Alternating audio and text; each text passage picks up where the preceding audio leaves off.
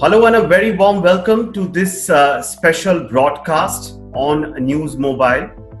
Today, we focus on one key area that is not talked about much as far as mainstream media is concerned. The issue of child labor.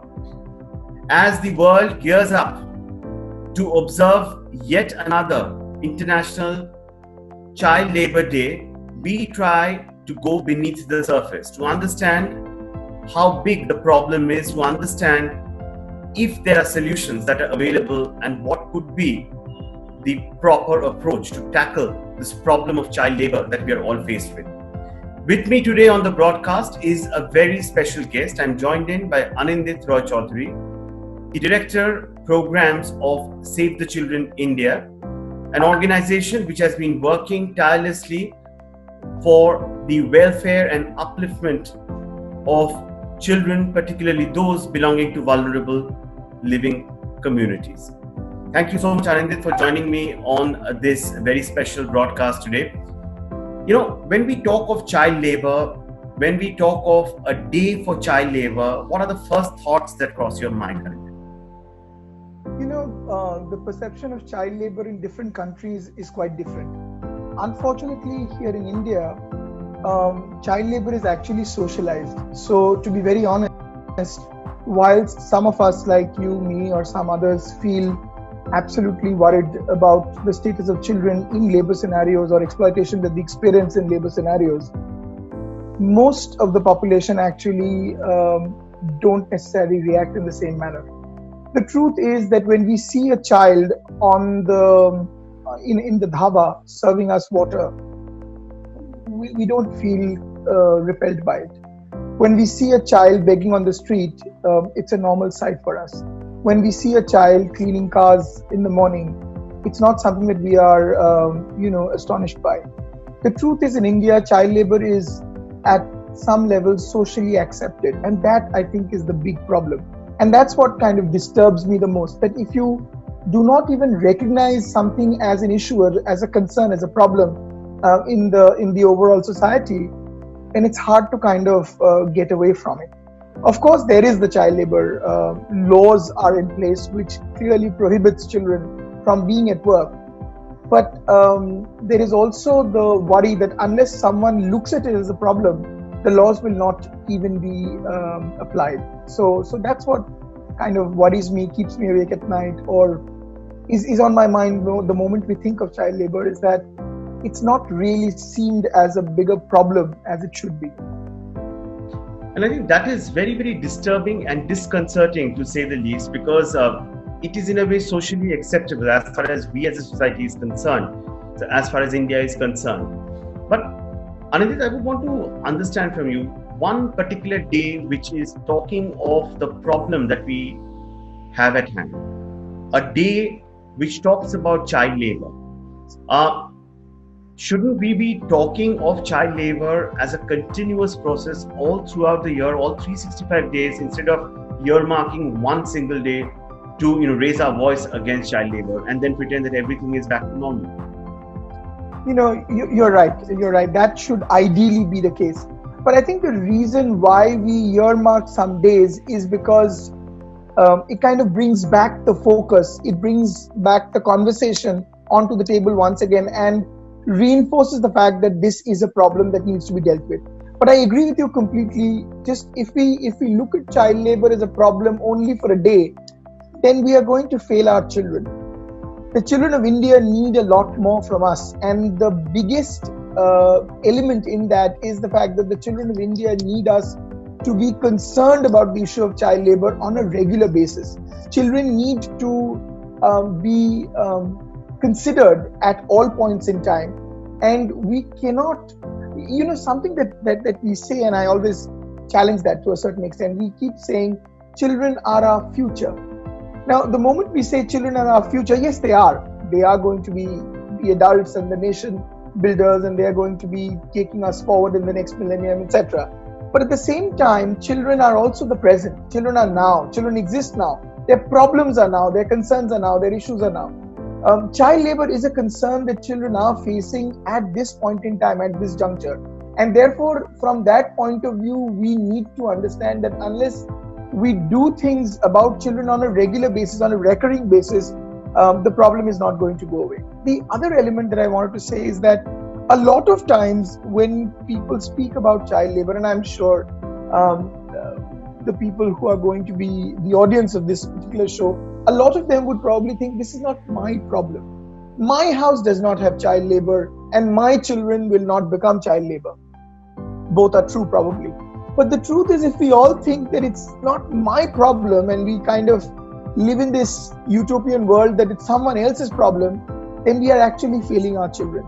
To me, I think child labor is a concern that all Indians must be focused on. All Indians must be worried about. All Indians must be doing something about it, raising the question. I mean, to give a very simple example, if I go to a friend's house, and when I'm offered the first glass of water when I enter, and if there is a child labor who's coming out from the kitchen and serving me the water, do I immediately make a point there saying, what is happening? Why are you doing this? You are actually exploiting a child. She or he should be in school. She or he should be in class. She or he should be with their families. Why is she here? Now, we don't do that often. We kind of feel, oh, this is how can I say this in someone else's private life, in someone else's private matter? I don't do it, so I kind of save myself from that guilt burden. But that's not going to help.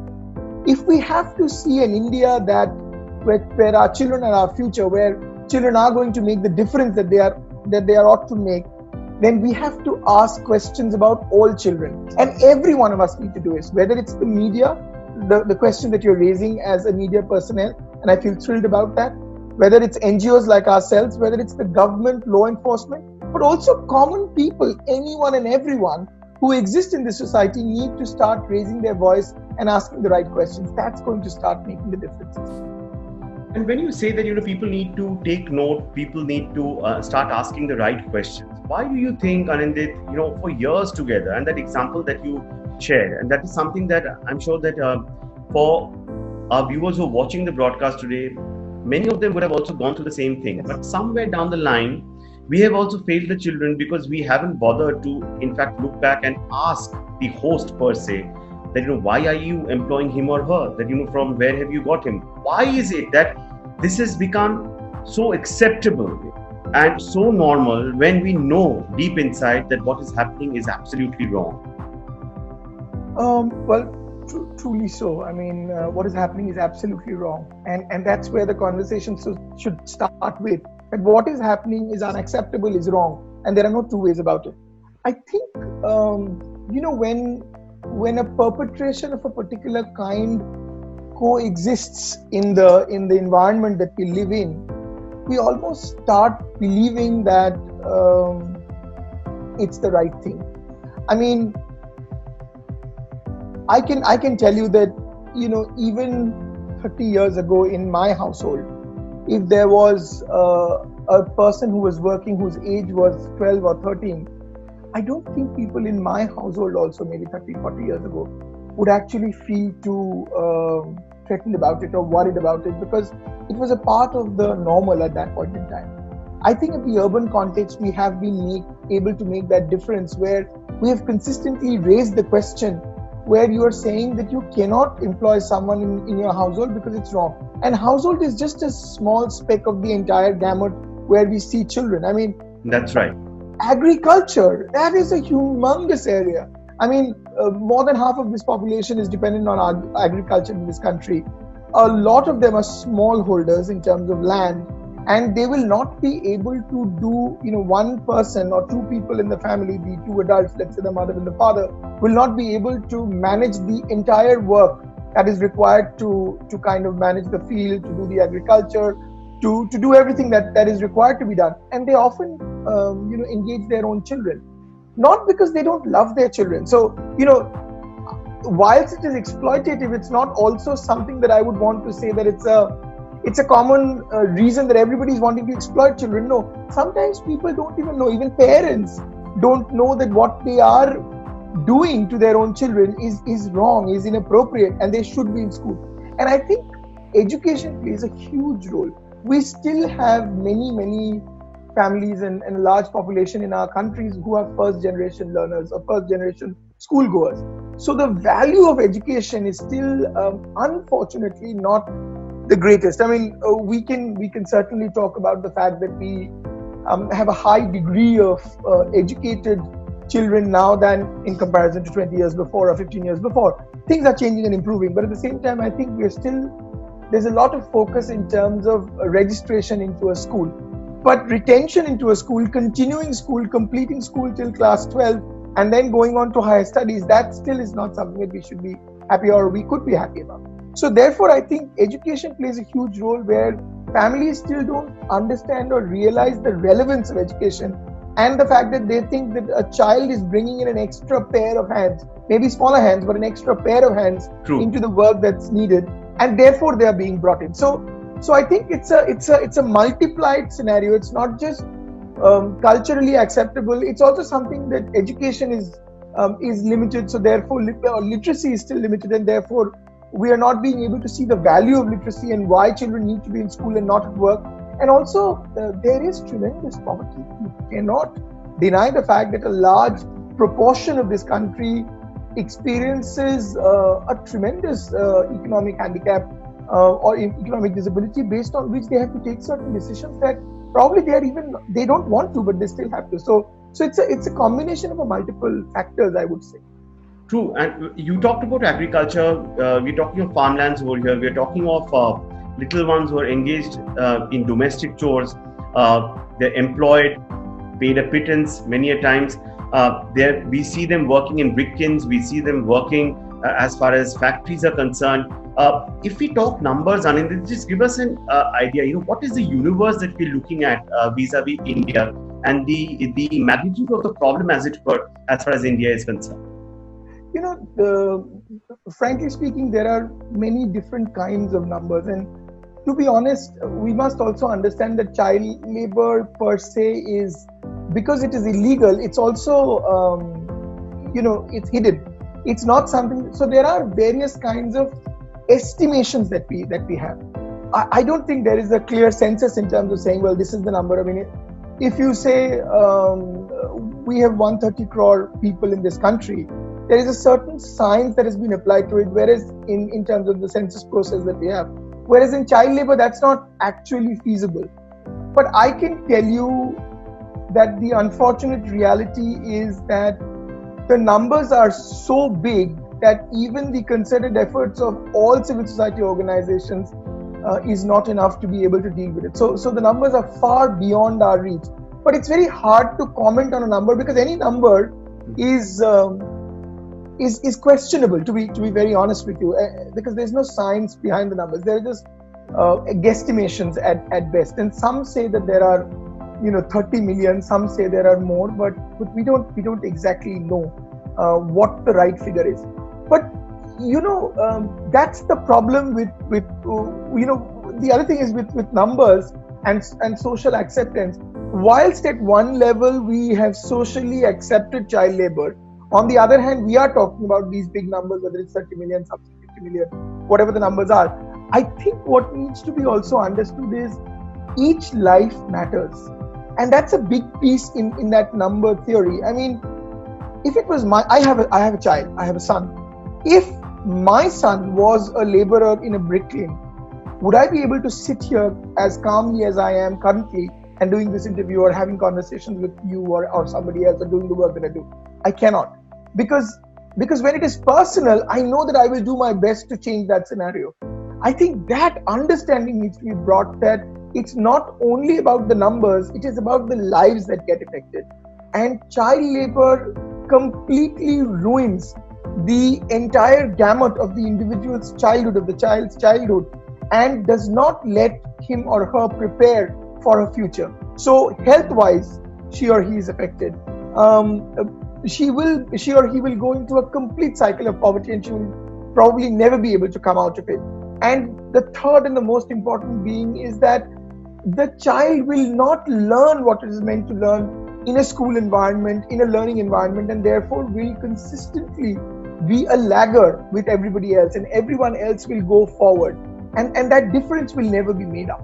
So that's what the child labor's experience is.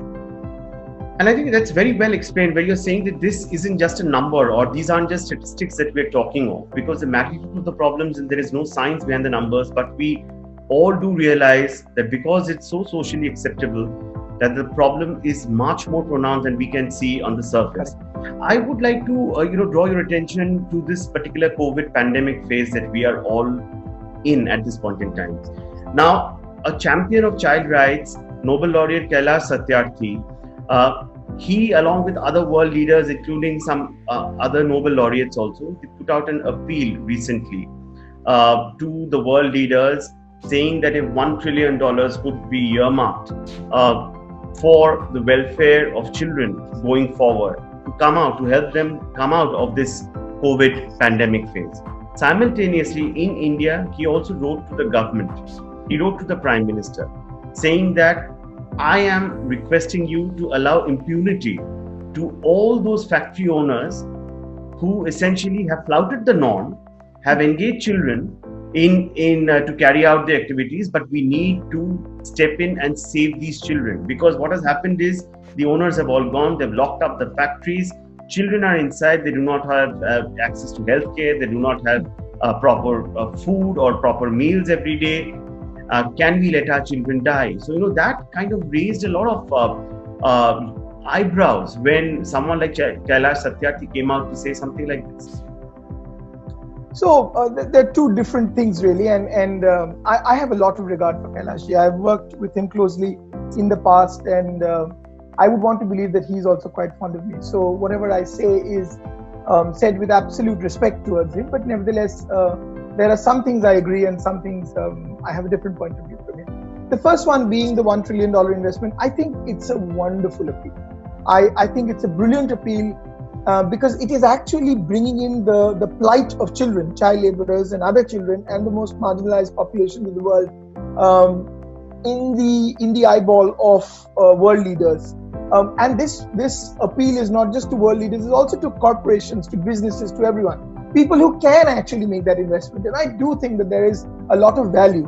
And it's not just about the money invested, but we also need to take it to the next level in saying, if the money is being invested, what are we doing with that money? How are we using that money? What's the mechanism that we have put in place that this money is appropriately used? I mean, I think I was reading somewhere yesterday, I can't remember for the life of me what it was. I think there was about 7,000 crores of investment that has come in from corporations just in India after COVID and the different things. And about 4,000 odd crores have gone to the Prime Minister's Relief Fund, and the other 3,000 has gone to various foundations, NGOs, the organization. Some of it has come to us as well for the work that we're doing on the ground.